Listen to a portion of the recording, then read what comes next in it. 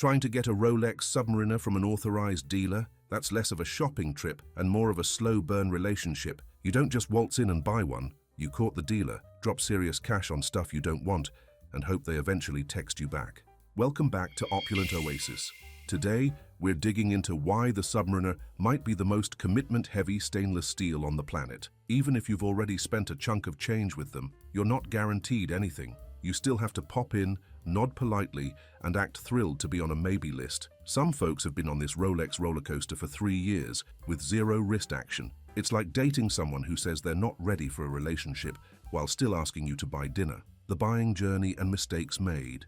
There's a certain charm to the no-date Submariner that just hits different. No date window drama, no worrying about setting the wrong day after skipping wear for a week. It's clean, classic, and wonderfully low maintenance. Just throw it on and go. A few years back, there was a full-blown attempt to snag one straight from an authorized dealer. That plan unraveled faster than a loose spring bar. Trying to buy a sub from an AD with no purchase history, might as well ask to borrow their yacht. So the hunt pivoted to the pre-owned market, and that's when reference 14060M entered the picture. It was love at first wrist, even if the path to get there felt more like a dating app set on hard mode. The watch itself, no complaints, still a banger. Timeless design, great proportions, and built like it actually understands the word tool watch. It doesn't scream for attention like the ceramic lineup, it just quietly flexes heritage. The 14060M has that if you know energy. It wears easy, never feels flashy, and somehow still pulls compliments without trying. It's the kind of watch that whispers, and people still lean in to hear what it has to say. But no good story skips the growing pains. And yeah, mistakes were made. All the classic blunders of buying a vintage Rolex, that box got fully ticked. Fast forward to today, and that same 14060M floats around $8,900 without papers or box, which makes it one of the few sub-references that still feels attainable, if you know where to look. The dimensions are spot on: 40mm case, 12.5mm thick, and a 20mm lug width that makes it a certified strap chameleon. Sounded perfect until the bracelet reared its overworked, underwhelming head. The original bracelet looked like it had lived a full life, retired early, and came back just to spite whoever dared to wear it again.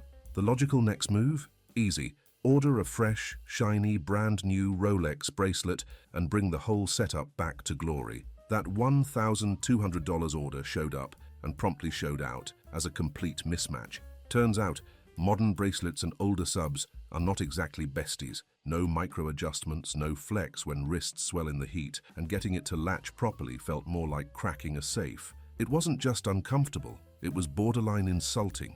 Basically dropped $1,000 to feel like the clasp was personally judging the shape of someone's wrist. In hindsight, that money could have gone to a dozen better things, like 3 high-end NATOs, or a week of questionable decisions in Tokyo. Instead, it went toward a bracelet that didn't fit, didn't flex, and didn't care. Lesson learned. Just because it has a crown logo doesn't mean it plays nice with every Rolex case. It was like paying VIP ticket prices and getting stuck behind a guy wearing a cowboy hat. Hold up. If this kind of watch chaos speaks your language, hit that subscribe button and roll with the Opulent Oasis crew. We've got more deep dives, hot takes, and strap swaps waiting in the wings. Let's keep going. Strap alternatives, NATO and single pass.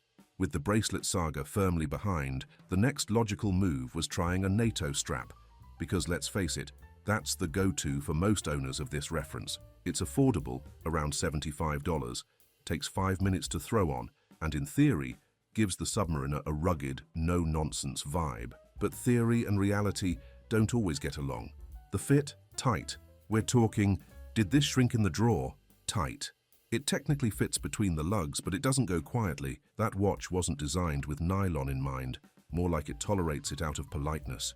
That strap was squeezing in like it owed rent, and the landlord was knocking. Once it was finally on, the look was fine. It didn't offend the eye, but something felt off. A little bulky, a little top-heavy, like someone wearing a fitted suit with trail runners. Functional, sure, but not quite cohesive. That's when Plan B made an entrance, the single pass. Same NATO DNA, just slimmed down. Flap trimmed, edges singed, ready to rock. Less bulk under the case meant a more natural fit, and finally, The sub started looking like it wanted to be there. Who knew a pair of scissors and a lighter could outperform Rolex R&D? The install was still a bit of a wrestling match. Those vintage lugs don't exactly roll out the red carpet, but once it was on, the whole thing just clicked. Balanced, snug, and with a vibe that didn't try too hard, it wore like it belonged. That's the beauty of the single pass. It doesn't scream for attention, but it feels right. And for a watch that's already earned its stripes, that's all it really needs. When the stock bracelet feels like wrist jail and NATO straps are one cardigan away from cosplay, the single pass hits the sweet spot. It's not flashy, it's not fussy, and it gets the job done with quiet confidence. No wonder so many sub-owners swear by it. It just works. The ultimate upgrade, Hydroflex strap. Something finally came along that didn't just look good on the Submariner, it actually made sense. After trying out the usual suspects, sailcloth, NATO, mild frustration, a proper upgrade finally landed. The crew had been riding with Atom's sailcloth straps for a while. Quick release? Check. Solid build? Sure. Fits the 20mm lugs like a tailored suit, but once it hit the wrist, it was like dating someone who looks great in photos but talks with their mouth full.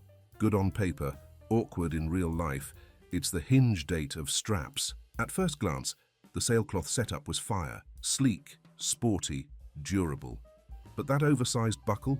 Way too aggressive for a clean, minimalist sub like the 14060M. It was like pairing a slim-fit tux with hiking boots.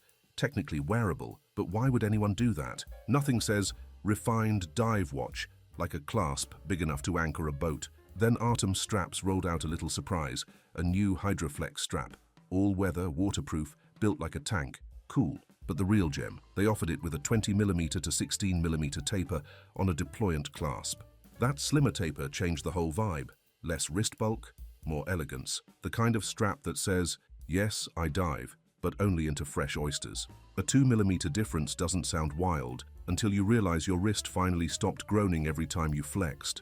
With the 14060M being just 12.5mm thick, this new strap balanced everything out perfectly. No more top-heavy feeling, no more chunky buckle drama, and thanks to the quick release pins, getting it on took less effort than peeling a sticker. It's basically the IKEA of watch straps. Snap in, feel proud, no swearing required. On the wrist, magic. Light, breathable, actually designed for heat, sweat, and all the wrist-swelling chaos that summer brings. And for around $320. Kind of a no-brainer when the watch itself is sitting around $8,900 on the grey market. The whole setup felt less like a swap and more like an upgrade, one that actually respects the sub's vintage cool. It's like putting a leather interior in a classic car.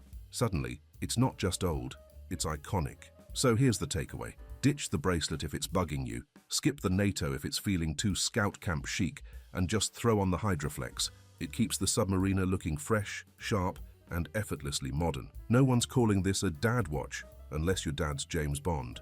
So, Team Hydroflex or Ride or Die bracelet? Got any strap upgrades that turned your watch from meh to damn? Let us know in the comments. We're nosy like that. Smash that like, tap subscribe, and binge the rest of Opulent Oasis while you're just checking one more video. Catch you in the next one. Same wrist, new strap.